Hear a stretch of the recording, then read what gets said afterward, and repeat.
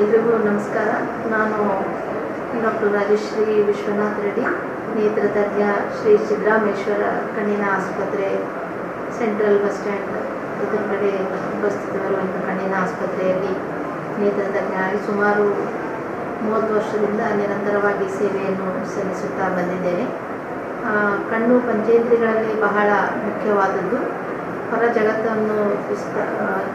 ಹೊರಗಿನ ಜಗತ್ತನ್ನು ವಿಸ್ತಾರವಾಗಿ ತೋರಿಸುವ ಈ ಕಣ್ಣು ಬಹಳ ಒಂದು ಸೂಕ್ಷ್ಮವಾದ ಅಂಗ. ನಾವು ಕಣ್ಣನ್ನು ಎಷ್ಟು ಮಟ್ಟಿಗೆ ನಾವು ಅದರ ಬಗ್ಗೆ ಕಾಳಜಿ ವಹಿಸ್ತೀವಿ, ನಾವು ಅದಕ್ಕೆ ಕಾಪಾಡ್ತೀವಿ, ಅದು ನಮಗೆ ನಿರಂತರವಾಗಿ ನಮಗೆ ಒಂದು ಕೆಲಸಕ್ಕೆ ಅಥವಾ ಉದ್ಯೋಗಕ್ಕೆ ಸಹಾಯವಾಗ್ತದೆ. ಪರಿಪೂರ್ಣ ದೃಷ್ಟಿ ನಮ್ಮೆಲ್ಲರ ಒಂದು ಜನ್ಮಸಿದ್ಧ ಹಕ್ಕು. ಹಾಗಾಗಿ ನಾವು ನಿರಂತರವಾಗಿ ಕಣ್ಣಿನ ಸುರಕ್ಷೆಯನ್ನು, ಕಣ್ಣನ್ನು ಕಾಪಾಡುವುದನ್ನು, ಅದರ ಬಗ್ಗೆ ನಾವು ಅಲಕ್ಷ್ಯ ಇರಬಾರ್ದು. ಎಲ್ಲರೂ ನಾವು ಕಣ್ಣಿನ ಕಾಳಜಿಯನ್ನು ವಹಿಸಬೇಕಾಗ್ತದೆ.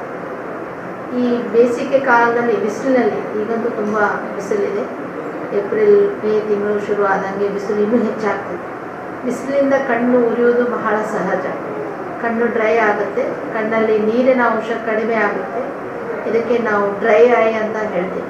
ಈ ಕಣ್ಣು ಒಣಗಿದಾಗ ಕಣ್ಣಲ್ಲಿ ಚುಚ್ಚುವುದು, ಕಣ್ಣು ಕೆಂಪಾಗುವುದು, ಕಣ್ಣಲ್ಲಿ ಎಕ್ಸೆಸ್ ನೀರು ಬರುವುದು, ಇದಕ್ಕೆ ನಾವು ರಿಫ್ಲೆಕ್ಸ್ ವಾಟ್ರಿಂಗ್ ಅಂತ ಹೇಳ್ತೀವಿ. ಇದು ಒಂದು ಎಲ್ರಿಗೆ ಸಾಮಾನ್ಯವಾಗಿ ಕಾಣಿಸ್ಕೊಳ್ಳೋ ಬೇಸಿಗೆಯಲ್ಲಿ ಕಾಡುತ್ತೆ. ಈ ಬಿಸಿಲಿನಿಂದ ಕಣ್ಣನ್ನು ಹೇಗೆ ಕಾಪಾಡಬೇಕು? ನಾವು ಬಿಸಿಲಿನಲ್ಲಿ ಓಡಾಡ್ತೀವಿ, ಬಿಸಿಲಿನಲ್ಲಿ ಕೆಲಸ ಮಾಡ್ತೀವಿ. ಎಲ್ರಿಗೂ ಎ ಸಿಯಲ್ಲಿ ಕುಳಿತುಕೊಂಡು ಕೆಲಸ ಮಾಡೋಕ್ಕೆ ಸಾಧ್ಯವಾಗಲ್ಲ. ರೈತರು ಇರ್ತಾರೆ, ಕಾರ್ಮಿಕರು ಇರ್ತಾರೆ, ಫ್ಯಾಕ್ಟ್ರಿಯಲ್ಲಿ ಕೆಲಸ ಮಾಡ್ತಿರ್ತಾರೆ. ಅಂಥವ್ರಿಗೆ ಕೂಡ ನಾವು ಈ ಬಿಸಿಲಿನಿಂದ ಕಣ್ಣನ್ನು ಹೇಗೆ ಸುರಕ್ಷೆ ಮಾಡಬೇಕಂದ್ರೆ, ನಾವು ಪ್ರೊಟೆಕ್ಟಿವ್ ಗ್ಲಾಸಸ್, ಕೂಲಿಂಗ್ ಗ್ಲಾಸಸ್, ಅಂದರೆ ಇದು ಕೂಲಿಂಗ್ ಗ್ಲಾಸ್ ಯೂಸ್ ಮಾಡೋದ್ರಿಂದ ಕಣ್ಣು ತೆವೆ ಇಡಲು, ಕಣ್ಣು ಹಸಿ ಇಡಲು ಸಾಧ್ಯತೆ ಜಾಸ್ತಿ ಆಗ್ತದೆ. ಕನ್ನಡಕ ಏಕೆ ಹಾಕಬೇಕು? ನಮಗೆ ಕನ್ನಡಕ ಅವಶ್ಯ ಇಲ್ಲ ಅಂತಾರೆ. ಕನ್ನಡಕ ಹಾಕೋದ್ರಿಂದ 2 ಉಪಯೋಗ ಆಗ್ತದೆ. ಒಂದು, ಕಣ್ಣೀರು ಒಣಗೋದನ್ನು ನಾವು ಕಡಿಮೆ ಮಾಡ್ಬೋದು, ಎವಾಪರೇಷನ್ ಆಫ್ ಟಿಯರ್ಸ್ ಅಂತ ನಾವು ಹೇಳ್ತೀವಿ. ಇನ್ನೊಂದು, ಕಣ್ಣಿಗೆ ಏನು ಏಟು ಬಿದ್ದಾಗ, ಏನಾದರೂ ತಾಗಿದಾಗ ಅದು ಕನ್ನಡಕಗೆ, ಚಶ್ಮಗೆ ಬಂದು ತಾಗುತ್ತೆ ಹೊರತು ಕಣ್ಣಿಗೆ ಡೈರೆಕ್ಟ್ ಇಂಜುರಿ ಆಗೋದಿಲ್ಲ. ಸೊ ಕಣ್ಣಿನ ಒಂದು ಬೇಸಿಗೆಯಿಂದ ಡ್ರೈನೆಸ್ ಆಗೋದನ್ನು ನಾವು protective glasses, cooling glasses, photogrey glasses use ಮಾಡೋದು ಎಲ್ರಿಗೂ ಒಂದು ಉಪಯೋಗ ಆಗ್ತದೆ ಅಂತ ನಾನು ಹೇಳ್ತೀನಿ. ಹಾಗಾಗಿ ಕಣ್ಣನ್ನು ಪರೀಕ್ಷೆ ಮಾಡಿಸಿ ತಾವು ಕನ್ನಡಕವನ್ನು ಉಪಯೋಗಿಸಲು ಪ್ರಾರಂಭಿಸಬೇಕು.